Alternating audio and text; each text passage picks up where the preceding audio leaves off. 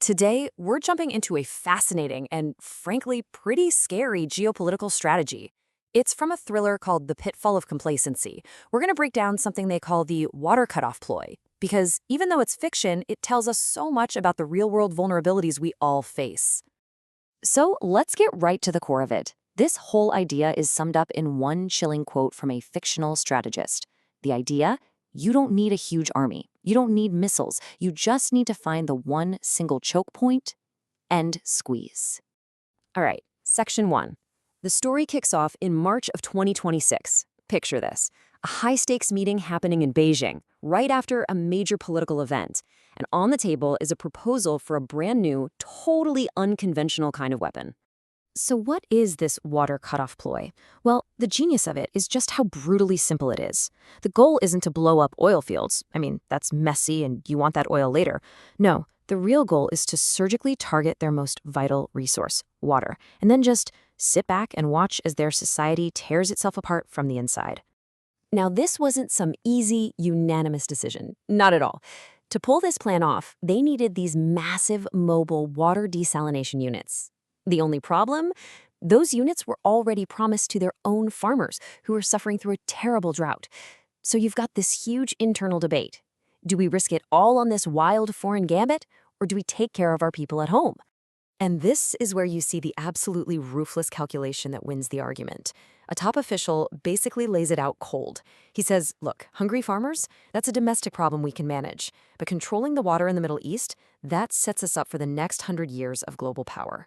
The final decision? Sacrifice the small to gain the big. Okay, Section 2, this is where the theory hits the fan, you know? The plan goes from paper to reality, and the first target is one of the most modern, glittering cities in the world, Dubai. So how does it start? Not with some massive invasion. It's a swarm of small, precision-guided suicide drones launched by Iran, and they have one target: the Jebel Ali desalination plant. It's the beating heart of Dubai's water supply. The physical damage isn't huge, but the strategic effect, absolutely catastrophic. And what happens next is what's really fascinating. The city doesn't just run out of water. It completely fractures along class lines. In the fancy luxury districts, the wealthy just switch to their private water reserves. The pools stay full, life goes on. But in the crowded districts where the workers live, the taps go bone dry. And in that heat, desperation turns into riots fast. The city implodes just like the plan predicted. So, on to Section 3. Dubai is in total chaos, and now the masterminds behind this plot turn their eyes to the next target. This time, they're not just attacking a city, they're attacking an alliance, putting America's promises to the ultimate test. Iran doesn't even try to hide it. They put out this terrifyingly public statement. They name the next target Qatar's main desalination plant. And they say exactly why. This is the price you pay for hosting the American military. It's not just a threat anymore. It's a dare, aimed directly at the United States. You can just imagine the panic in Doha. The Qatari government immediately called up their powerful American allies at the huge Al Udeid air base, basically pleading for help. They're calling in that security guarantee, expecting the full power of the U.S. military to protect their national lifeline. And then the absolute shocker. The Americans come back with this devastating admission. They say their stockpiles of Patriot missiles are basically empty. They can't spare a single one to protect Qatar's water because they need every last missile to protect their own base. In that one moment, the protector has to abandon the very country it's there to protect. Meanwhile, everybody else in the region is watching this unfold. And from Tel Aviv, the view is, let's just say, cynical. They see Qatar, a country that funds their enemy Hamas, now getting threatened by its own supposed ally, Iran. For them, this isn't some crisis they need to solve. No, this looks a lot like divine justice. It's karma, and they have zero reason to step in. All right, Section 4. So into this power vacuum, into this total chaos, sails a new player. And they're not coming with threats or warships. They are coming with an offer of salvation. An offer that comes with some very, very heavy strings attached. China's play here is just a masterful checkmate. First, those exact same desalination units they diverted from their own farmers suddenly appear off the coast of Qatar. Second, they offer the one thing the U.S. can't: life-saving water. And then, here's the kicker, the condition. You can have our water, but in return, you have to place restrictions on your American allies. It's a rescue that's actually an ultimatum. And now for the final move, the checkmate. And what's so brilliant about it is that it doesn't require a single bullet to be fired. It's just a whisper, a final threat that completely shatters the entire security setup of the region. This is the kill shot. Iran's last threat isn't even aimed at a desalination plant. It's aimed at the entire support network, keeping the American military going. They tell Kuwait, you're next. And then they give a simple order to Iraq, stop selling water to the U.S. military. And just like that, the entire game changes. The region is now split into two new camps, the countries that host the American military and the countries that supply water. Suddenly, being an American ally is a toxic liability. The U.S. military isn't a protector anymore. It's a giant, thirsty guest that can't even get itself a drink, let alone defend anyone else. Just look at this timeline. The speed of the collapse is just breathtaking. A security structure that took decades for America to build comes completely unraveled in 10 days. 10. From that first drone strike to the total breakdown of alliances, the old world order is just washed away. So this whole fictional story forces us to ask a very real question.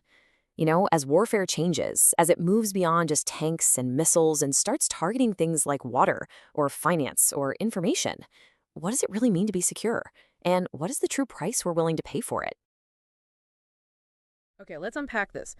Imagine, just for a second, waking up tomorrow morning in your city. Right. You look out the window and the heat radiating off the pavement it's literally visibly shimmering. Yeah, that heavy kind of heat. Exactly. It's a blistering 45 degrees Celsius outside, the kind of suffocating heat that instantly makes it hard to just breathe. Absolute brutal. So you walk into your kitchen, you grab a glass from the cabinet, and turn on the tap. Nothing comes out, not a single drop. Wow. You leave it open, just waiting, but all you hear is this hollow, echoing wheeze from completely dry pipes. That is terrifying. It really is. Now imagine that this isn't just a temporary glitch. It's not a broken water main down the street. Imagine that the sudden, catastrophic absence of water is a deliberate surgical strike. A targeted attack. Yeah, a strike designed to bring an entire global superpower to its knees. It is an incredibly visceral thought experiment, honestly. Yeah. We tend to think of global security in terms of, massive armies and nuclear arsenals. Right. Tanks and jets. Exactly. But taking away the absolute baseline requirement for human survival completely rewrites the rules of engagement. It flips the whole board over, which brings us to the core of today's deep dive. But before we plunge into the actual mechanics of this scenario, I want to be crystal clear right out of the gate about the source material we are pulling from today. Very important point to make. Yes, we are exploring excerpts from a highly gripping geopolitical thriller titled The Trap of Carelessness. Now, the author includes a very strict disclaimer right at the beginning of the book, and we are echoing that loudly to you right now. Because it's essential context. Right. This is purely a work of fiction. It has absolutely no relation to the official views of any real people, real organizations, or real nations. None whatsoever. And our mission today is not, I repeat, not to take sides on any of the political, regional, or geopolitical conflicts depicted in these pages. Our goal is strictly analytical. We are looking at this text to impartially explore the strategic concepts, those theoretical what-ifs and the deep resource vulnerabilities that this narrative presents. Exactly. We're breaking down the mechanics of the strategy, examining how the dominoes fall when you shift the target of modern warfare. Right. What actually happens when adversaries stop targeting heavily fortified military bases and instead they start targeting the absolute basics of human survival? It's a terrifying shift. And by asking you to imagine your own city facing that 45-degree heat wave without a drop of water, the author sets the stakes immediately. It pulls you right in. It really does. It makes these sweeping geopolitical theories instantly relatable to anyone who relies on a municipal water grid, which is, frankly, almost all of us. And the way this shift in warfare is initiated is incredibly methodical. It starts in a place where the actual fighting hasn't even begun. So let's jump straight into the first section of our sources. The inciting incident drops us into March 2026. Right. The geopolitical landscape is reeling from a massive shockwave. There's been the assassination of Ayatollah Khamenei. The huge destabilizing event. Massive. Tension is at an absolute boiling point across the entire globe. And we are taken inside a highly secure conference room in Beijing's Zhongnanhai. And for those who might not know, Zhongnanhai is essentially the central nervous system of the Chinese government. Right. It acts as their equivalent to the White House and the Capitol combined. It's the absolute center of power. Perfect way to describe it. So it's in this room that we meet a character named Chen Siyuan. He's a strategic advisor who he just stands up, points to his tablet, and pitches an idea that fundamentally alters the course of the conflict. What's fascinating here is the cold, calculated logic of his pitch. The room is anticipating a conventional response. They want to know where the troops are going. Exactly. But Chen Siyuan argues forcefully against that. He tells the leadership, do not send missiles, do not launch conventional weapons. Which is wild. And crucially, he insists they must not burn the oil facilities in the Middle East. Which is such a massive subversion of what we are used to seeing. Usually in these scenarios, controlling or destroying the oil is step 1, step 2, and step 3. It's the standard playbook. Yeah. So why is he taking the region's most valuable asset entirely off the table? It seems counterintuitive at first, but Chen Siyuan's reasoning is purely pragmatic.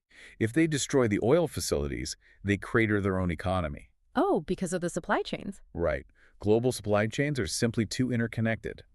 If the Middle East stops pumping oil, factories across the globe grind to a halt, including their own. So you can't burn the house down if all your stuff is inside it? Precisely. Instead, he proposes targeting the enemy's throat, the region's water supply. The water. Specifically, the massive desalination infrastructure that allows these hyper-modern desert nations to exist in the first place. He calls it the water cutoff stratagem, right? He does. The strategy is brilliant in its sheer pragmatism.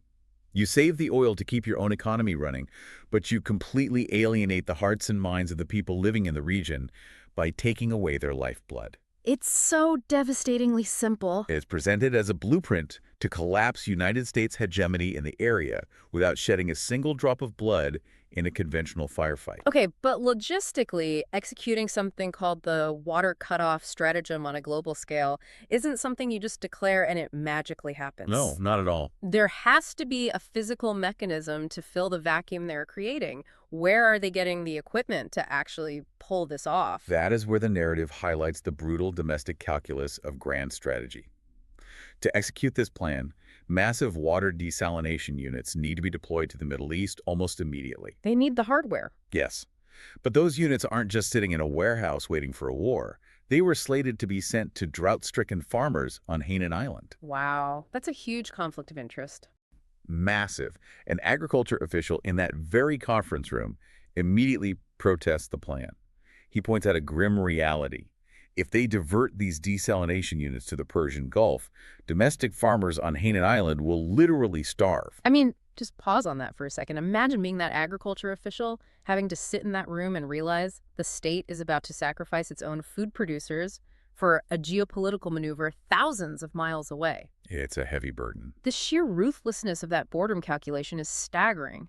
How does the leadership even respond to that kind of internal cost? The response is chilling in its brevity.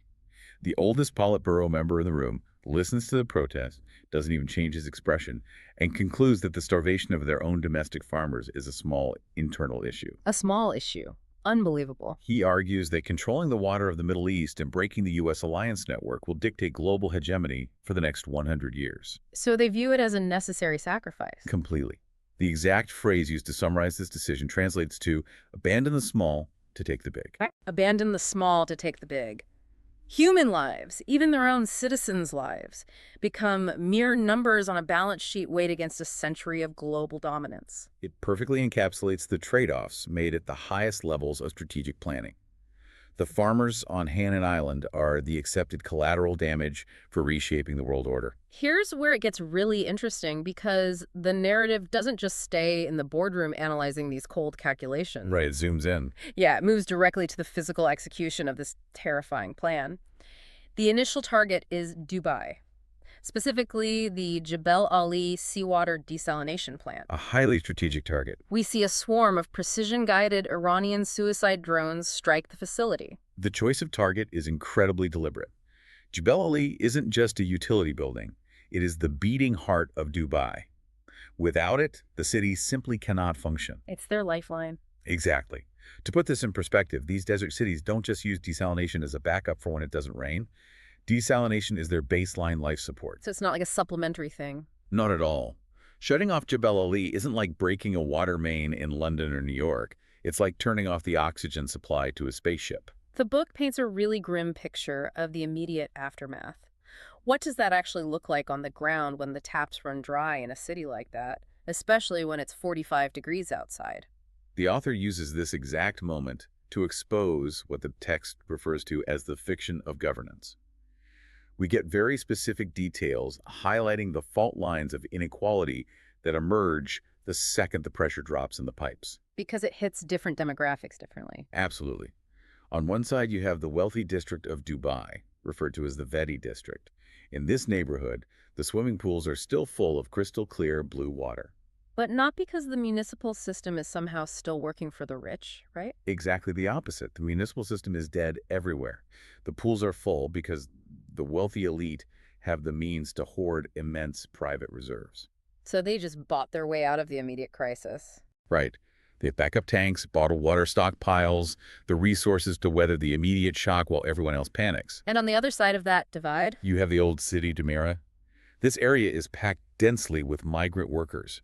And here, the situation turns dire in a matter of hours. Because they don't have those safety nets. None.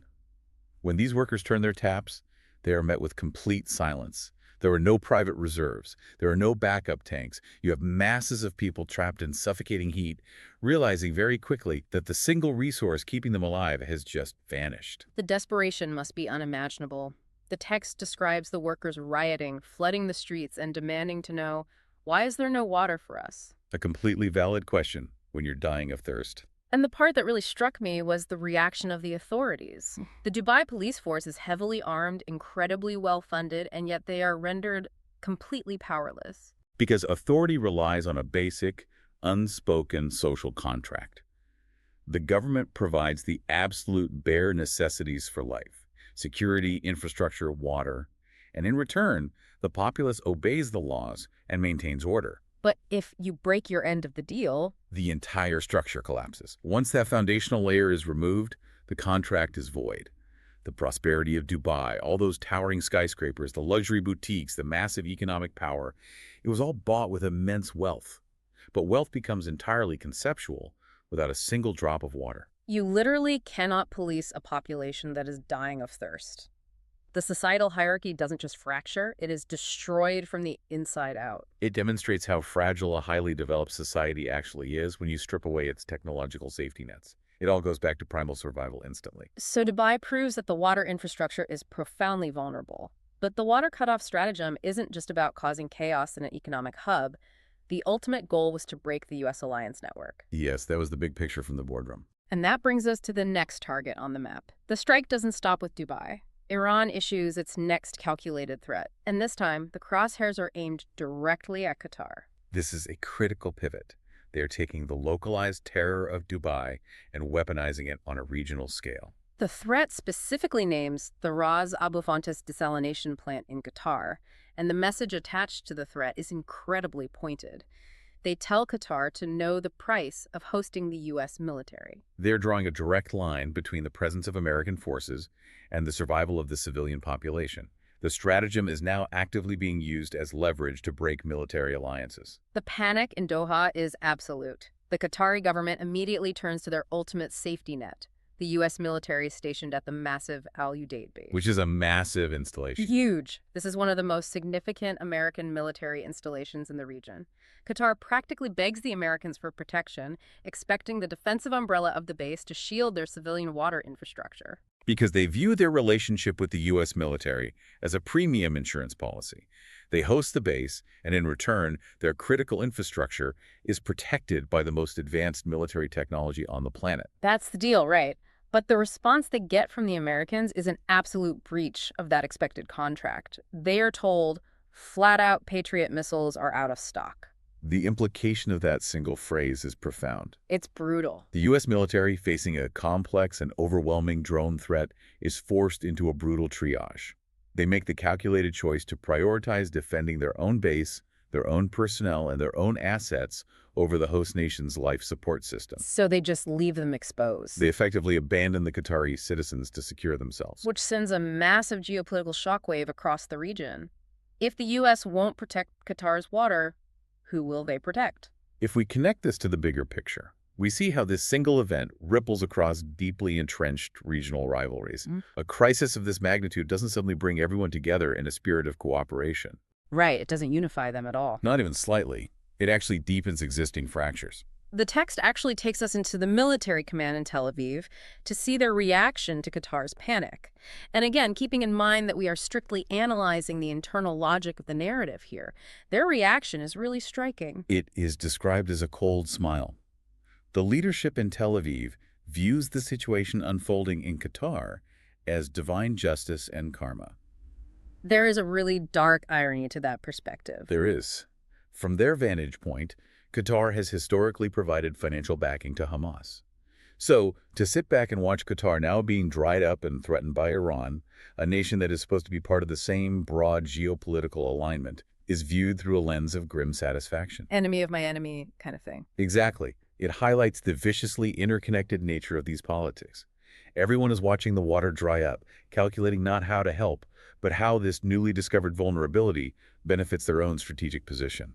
It's entirely self-serving.